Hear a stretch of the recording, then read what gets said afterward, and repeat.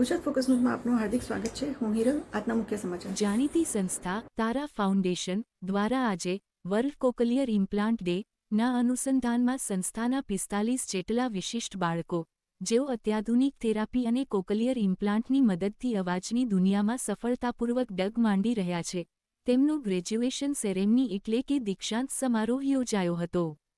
House of marigold ખાતે આયોજિત આ ગૌરવશાળી પ્રસંગે સંસ્થાના હિતેચ્છુ અને આમંત્રિત મહેમાનોની ઉપસ્થિતિમાં આ બાળકોને પ્રમાણપત્ર એનાયત કરવામાં આવ્યા હતા જે તેમના ઉજ્જવળ ભવિષ્યની સાક્ષી પૂરે છે.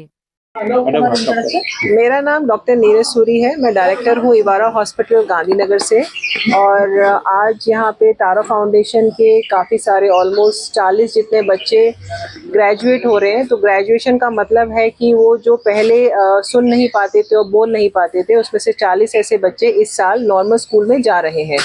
इसके लिए मेरे को लगता है कि गुजरात में अब इतनी अवेयरनेस हो गई है जितना हमने काम किया है 10 साल में कि जो भी बच्चा अब पैदा होता है जैसे रेटाइनल चेकअप होता है ऐसे ही अब कान का टेस्टिंग होता है ओई टेस्ट से जो 2 मिनट का होता है और वो कोई भी पीडियाट्रिशियन गायनेक हॉस्पिटल या एएनटी हॉस्पिटल में हो जाता है जिससे पैदा होने के 24 घंटे के अंदर पता चलता है कि बच्चा सुन रहा है या नहीं सुन रहा है.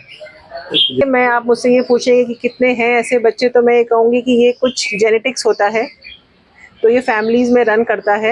तो ये बच्चे हर साल इतने देखे जाते हैं और जैसे जैसे हमारी संख्या बढ़ रही है ज़्यादा बच्चे देखे जा रहे हैं. ये उनके घर घर में शादी होती है तो अब वो हम चाहे भी उसको ठीक करना तो नहीं कर सकते क्योंकि वो अब जीन्स में आ गया है.